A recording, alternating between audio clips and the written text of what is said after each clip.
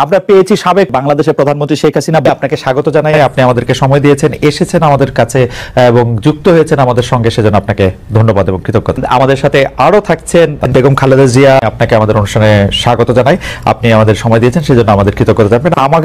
আমরা আসলে অনেকগুলি প্রশ্ন আপনাদের দুজনকেই করতে হবে, সেজন্য আমরা আপা এতদিন ধরে গর্তের ভিতরে থাইকা আপা সমানের দোয়া ইউনিস পড়ছেন বলেই না এমন বিজয়ের দেখা। পলানোর সময় সেই মানুষগুলির কথাও মনে পড়লো না শেখ হাসিনা। আপা আপনার একটু মন্তব্য শুনতে চাই, আপনি আমাদের একটু বলবেন জুলাই অভ্যুত্থানের ফল। দেশবাসীর কাছে আমি বিচার চাই, কি অপরাধটা কি করেছি যে এইভাবে, যেখানে আমি মানুষের ভাগ্য পরিবর্তনের কাজ করে যাচ্ছি, মানুষের জীবন মান উন্নয়ন করেছি। আজকে বাংলাদেশ সেই 2008-এর বাংলাদেশ আর 2024-এর বাংলাদেশ তো এক না।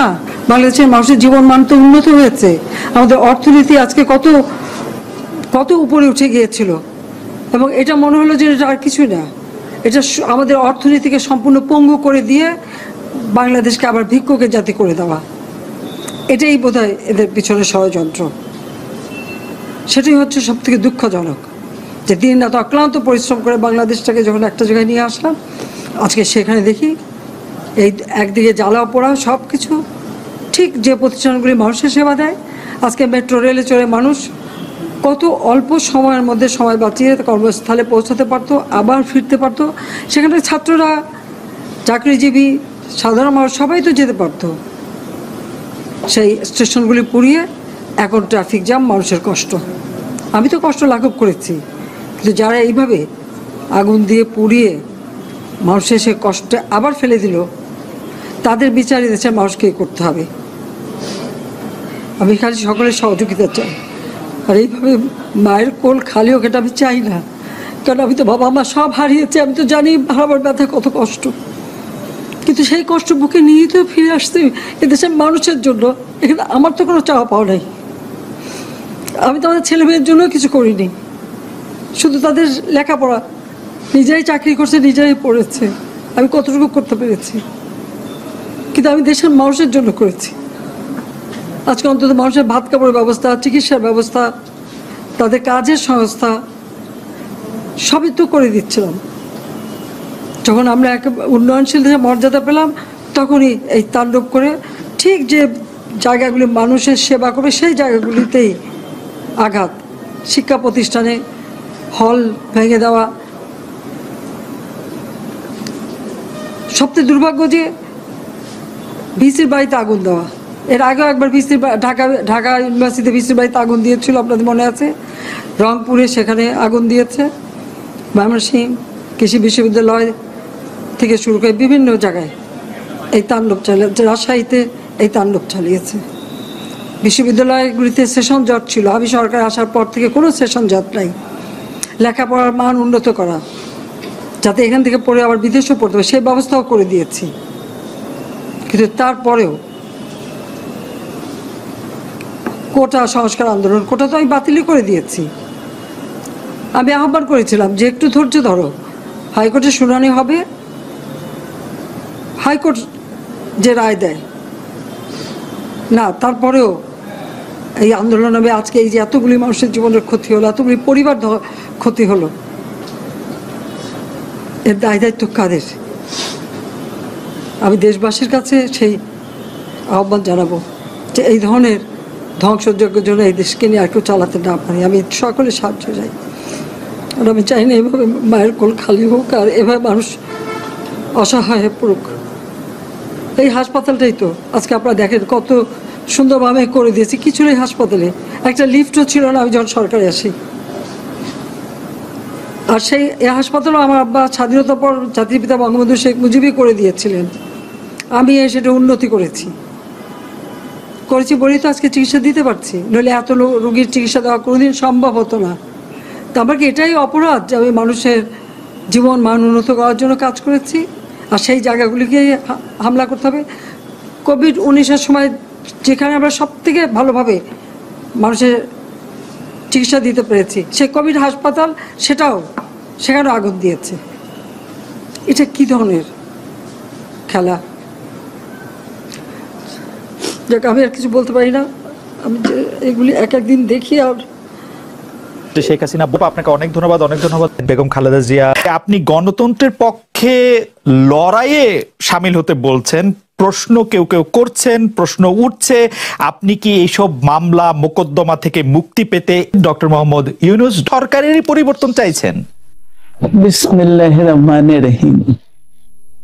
আসসালামু আলাইকুম। দীর্ঘদিন অসুস্থ থাকার পর আপনাদের সামনে কথা বলতে পারার জন্য আল্লাহর কাছে শুকরিয়া আদায় করছি। আমার কারাবন্দী অবস্থায় আপনারা আমার কারামুক্তি ও রোগ মুক্তির জন্য সংগ্রাম করেছেন, দোয়া করেছেন, সেজন্য আমি আপনাদের সকলকে ধন্যবাদ জানাচ্ছি। দীর্ঘ আন্দোলন সংগ্রাম ও ত্যাগের মধ্য দিয়ে আমরা ফ্যাসিবাদী অবৈধ সরকারের কাছ থেকে মুক্তি পেয়েছি।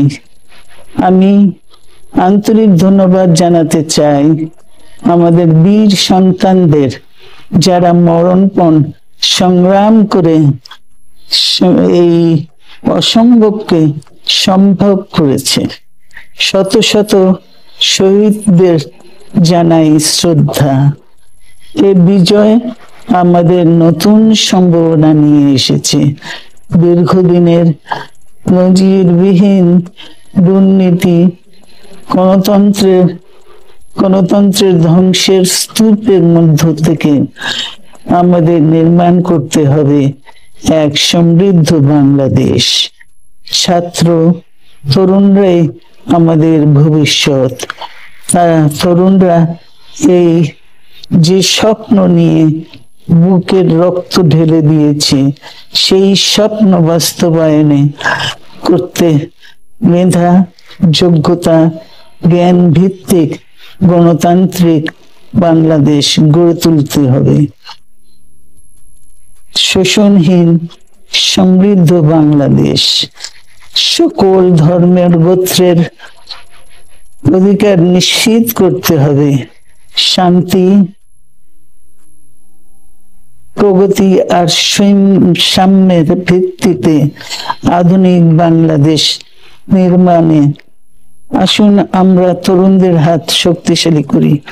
ধ্বংস নয়, প্রতিশোধ নয়, প্রতিহিংসা নয়, ভালোবাসা, শান্তি ও জ্ঞান ভিত্তিক সমাজ গড়ে তুলি। কিছু না বলেও আপনি যে দুর্যোগের মধ্যে আছেন, বললে না জানি কি হতো, আপনার মন্তব্য একটু শুনতে চাই। তুমি তো সবটা বলে ফেলেছ সমস্যাগুলোকে। কাজে এই হলো অবস্থাটা হলো, আমি বলছি দেশের কাউকে কিছু বলি এমন কথা তো নয়। বাইরে বিদেশেও যে সবাইকে যে সাদরে নিয়ে আসি তাও না, তাদেরকে অনেক শর্ত দিই আমার এই কথাগুলো লেখার ছাপানোর আগে আমাকে বলতে হবে, যাতে আবার এমন কোনো কথা শব্দ এমন থেকে না যে আমি আর বিপদের সম্মুখীন হবো। আমি শুধু বিপদ থেকে দূরে থাকার জন্য এটা করছি, কারণ আমি চারদিকে বিপদের মধ্যে আছি। কাজে কথা না বলা, এটা একটা নিজেকে রক্ষা করার একটা সুবিধা আর কি। যত কম বলা যায় ততই হয়তো ঝামেলার থেকে বাঁচবো। সম্পূরক থেকে কতটা রক্ষা করতে পারলেন প্রফেসর ইউনূস? পারলাম না তো, এত তো খালি বাড়ছে। এখন তো বড় কঠিন অবস্থার মধ্যে পড়ে গেছি। কিছুদিন আগে হয়তো খবর পেয়েছে, এই মাসের মধ্যেই যে 12 তারিখে যে ঘটনা ঘটলো, যে আমাদের অফিসের মধ্যে ঢুকে গেল লোকজন, ঢুকে বললো যে এটা আমরা এখন দখল করলাম, এখান থেকে আমরা চালাবো। এটা কি ধরনের আবদারিকতা! আমরা পুলিশের কাছে গেলাম, বললো যে আমরা এই ব্যাপারে কিছু করতে পারবো না। কাজে তারাও কিছু করলো না। তো আমরা যাবোটা কোথায়? পুলিশও কিছু করবে না, ওরাও জবর দখল করার জন্য ছুটে আসবে, আমাদের আইন কানুন কিছুই মানবে না। আর আমাদের একটা প্যানিক সৃষ্টি করলো আমাদের পুরো অফিসের মধ্যে যত লোকজন আছে, বিশেষ করে মহিলা সহকর্মী যারা আছে, তারা খুবই ভীত সন্ত্রস্ত হয়ে গেল যে কি কারবার, কি হলো এটা। কাজে সমস্যার পরিমাণ বাড়ছে, কমছে না। সমস্যা পরিমাণ বাড়ছে কমছে না। আমি একটু পিছনে আদালতে আপনার বিরুদ্ধে রায় ঘোষণার পরে আপনি একটা প্রতিক্রিয়া দিয়েছিলেন। সেই প্রতিক্রিয়া আপনি বলেছিলেন যে বাংলাদেশের একটি কথায় আপনি এরকম বলেছেন যে বাংলাদেশের প্রতিটি নাগরিককে অন্যায়ের বিরুদ্ধে এবং গণতন্ত্র এবং মানবাধিকারের পক্ষে এক কণ্ঠে কথা বলার আহ্বান জানায়। অনেকে এইটাকে দেখছেন হচ্ছে এরকম করে যে আপনি গণতন্ত্রের পক্ষে লড়াইয়ে সামিল হতে বলছেন। প্রশ্ন কেউ কেউ করছেন, প্রশ্ন উঠছে, আপনি কি এইসব মামলা মোকদ্দমা থেকে মুক্তি পেতে এই সরকারেরই পরিবর্তন চাইছেন? খালেদ, তুমি কি গণতন্ত্রের বিরুদ্ধে নাকি? হঠাৎ এটা নিয়ে তো গণতন্ত্রের কথা বললাম আমার জন্য তুমি তো বলে তুমি বলছো যে আমিও তো আছি, কাজে আমাকে পৃথকভাবে বলতে হচ্ছে কেন? আমরা সেটাই বলতেছি, কাজে আমরা কেউ গণতন্ত্রের বিপক্ষে না, সবাইকে স্মরণ করিয়ে দেওয়া যে আমরা সবাই গণতন্ত্রের পক্ষে, মানবাধিকারের পক্ষে, আমরা ন্যায় নীতির পক্ষে, রুল অফ লর পক্ষে। এইগুলো না থাকলে জাতি হিসেবে আমরা টিকে থাকবো না। তো কাজে যখনই মনে হচ্ছে যেগুলো এখন ফরেন ওয়ার্ডস হয়ে গেছে, তাতে মনে হবে যে আমাদের সমাজ হিসেবে আমাদের দায়িত্ববোধ অনেক বেড়ে গেল। এগুলোকে প্রতিষ্ঠিত করা, সোচ্চার করা, মুখ ফুটে বলা, এটা সবাইকে বলতে হবে, মুখ ফুটে বলতে হবে। আমার বিরুদ্ধে অভিযোগ হলে আমি বলছি না বলে আপনি বলছেন না কেন? একবার বলে এখন তোমার প্রশ্নের সম্মুখীন হয়ে গেলাম। অনেকে বলছেন না, আপনি তো শতবার শতমুখে গণতন্ত্রের কথাই বলবেন, আমাদের সবারই বলা উচিত, কিন্তু প্রশ্নটা এমন ভাবে তোলা হচ্ছে যে আপনি আসলে আপনার রায় ঘোষণার পর আপনি বলছেন গণতন্ত্রের কথা, মানবাধিকারের কথা। অনেকে বলছেন যে এই কথা কি আসলে যেহেতু ব্যাপারটা আপনার উপরে আসলো তখনই আপনি আসলে বললেন কিনা, নাকি আপনি আসলে বলতে চান না, আপনি আগে যেরকম বলছেন? হতে পারে, মুখ যখন বন্ধ থাকে কোনো কথাই বলা হয় না। এখন যখন মুখ খোলার সুযোগ হয়েছে, সামনে ক্যামেরা নিয়ে দাঁড়িয়ে আছে, মাইক্রোফোন দিয়ে দাঁড়িয়ে আছে, কথা বলছি, কাজে মনের কথাটা বললাম আর কি, যেটা মনে ছিল বলা হচ্ছিল না সেটা বললাম। এটা আমার ধারণা এটা সবারই মনের কথা, সেটাকে প্রকাশ করা। তারাও চায় যে তারা বলুক, আমি বললে তাদেরও মনে সাহস আসে যে উনি বলছেন যখন আমরাও বলতে পারবো। প্রফেসর ইউনূস, আপনি যখন বলছেনই তখন আমি এই কথাটা কি একটু ইলাবোরেশন আপনার কাছ থেকে আশা করতে পারি, যে আপনি যখন বলছেন যে গণতন্ত্র মানবাধিকারের পক্ষে এক কণ্ঠে কথা বলার আহ্বান আপনি জানাচ্ছেন, আপনার কাছে কি মনে হচ্ছে যে গণতন্ত্র মানবাধিকারের পক্ষে এখন বহু পক্ষ বহু কণ্ঠ, এটা আসলে এক কণ্ঠে কেউ বলতে পারছে না বা সাহস পাচ্ছে না বা বলছে না, এরকম আপনার মনে হচ্ছে কিনা?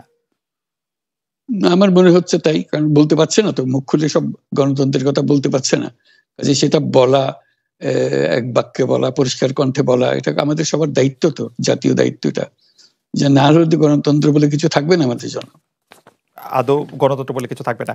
একটা প্রশ্ন করি যে বর্তমান সরকার আরো স্পেসিফিক ভাবে বললে, প্রধানমন্ত্রী শেখ হাসিনা স্পষ্টতই আপনাকে অপছন্দ করেন, অনেক কিছুর জন্য আপনাকে দায়ী করেন, পদ্মা সেতু এবং এই সেই। এর কারণ কি বলে আপনি মনে করেন? আপনাকে কি তিনি তার প্রতিদ্বন্দ্বী মনে করেন, নাকি সত্যি তার কাছে এমন কোনো তথ্য রয়েছে যে আপনার বিশাল কোনো রাজনৈতিক অভিলাষ রয়েছে? আপনি কি রাজনৈতিকভাবে তার প্রতিদ্বন্দ্বী হয়ে উঠছেন বলে তিনি আপনাকে অপছন্দ করছেন, না কি কারণে, আপনার কি মনে হয়?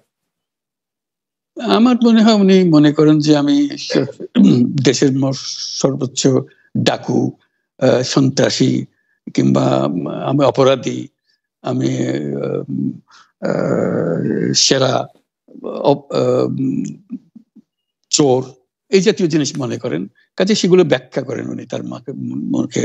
উনি বলেন যে আমি সুদখোর, আমি ঘুষখোর, আমি সব এমন সব কটু শব্দ ব্যবহার করেন যাতে মনে হয় যে আমার সম্বন্ধে তার ধারণা খুবই খারাপ। কিন্তু এইটা তো এরকম ছিল না। আমরা দেখেছি যে 96 থেকে 2001 সাল পর্যন্ত নানাভাবে এই সরকারি বা আওয়ামী লীগ সরকারি আপনার সাথে, বা আপনি আওয়ামী লীগ সরকারের সাথে একসাথে কাজ করতে কোনো সমস্যা হয়নি। আপনি এইটার জায়গাটাকে একটু, ব্যাকগ্রাউন্ডটাকে আমাদের একটু বলা যাবে যে আপনার কাছে কি মনে হয় কেন এই শত্রুতার বা কেন এই অপছন্দের বিষয়টা একটু সৃষ্টি হলো বা তৈরি হলো? যেই হোক, এটা আমার তরফ থেকে হয়নি। আমি তাকে যথাযথ শ্রদ্ধা করে নিয়ে গেছিলাম আমাদের মাইক্রোক্রেডিট সামিটে ওয়াশিংটন ডিসিতে, আমাদের প্রধান অতিথি করে নিয়ে গেছি, সবাই সম্মান করেছে। কারণ এই মাইক্রোক্রেডিটটা তখন পৃথিবীর সামনে আসছে, বড় আকারে আসছে, এবং এটা বাংলাদেশের অবদান হিসেবে সবাই স্বীকৃতি দিচ্ছে। ওয়াশিংটনে দুনিয়ার সেরা যারা সবাই উপস্থিত ছিলেন, তার মধ্যে আমরা ওনাকে নিয়ে গেছিলাম এই জন্য যে বাংলাদেশের পক্ষ থেকে এই গৌরবটা যেন তিনি আমাদের পক্ষ হয়ে গ্রহণ করেন। উনিও রাজি হয়েছেন, উনিও গেছেন, করেছেন। কাজে এটা স্বাভাবিকভাবে এই সম্পর্ক থেকে যাওয়ার কথা ছিল, কিন্তু কি কারণে এটা ঘাটতি হতে আরম্ভ করলো বুঝতে পারলাম না। কিছুদিন পর থেকেই ওনার আচরণ এবং তার শব্দ পরিবর্তন হতে আরম্ভ করলো। এমন পরিবর্তন হলো এখন আমাকে চোট বদমাইশ ছাড়া আর কোনো বিষয় উনি মনে করেন বলে মনে হয় না আমার কাছে।